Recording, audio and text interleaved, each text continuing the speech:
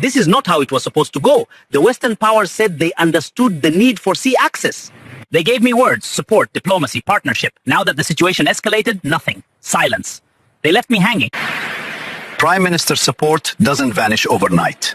These matters require patience. Patience, my ass. Every neighbor is distancing themselves. Even the US keeps repeating the same line. Peaceful sea access. They won't go beyond that.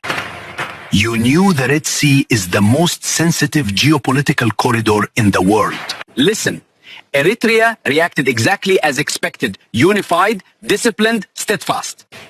Their sovereignty is not something they negotiate away. You pushed the timeline too early. I had no choice. Internal pressure is suffocating. Economy collapsing. Provinces defiant. Elites questioning my authority. I needed a win. A national rallying point. Assab was the only card left. Eritrea is not intimidated.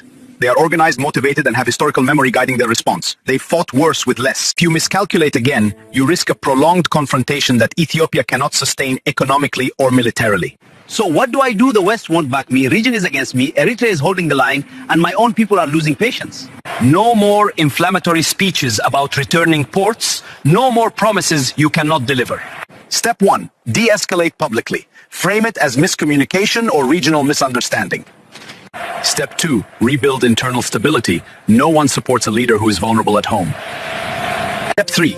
Align with allies who want influence in the Bab el-Mandeb corridor. Some are not ready to show their hands yet.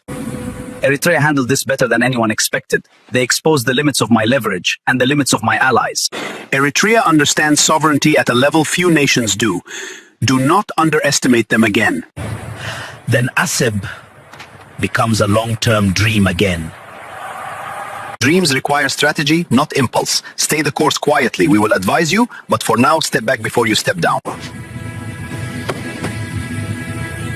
Not today, Prime Minister.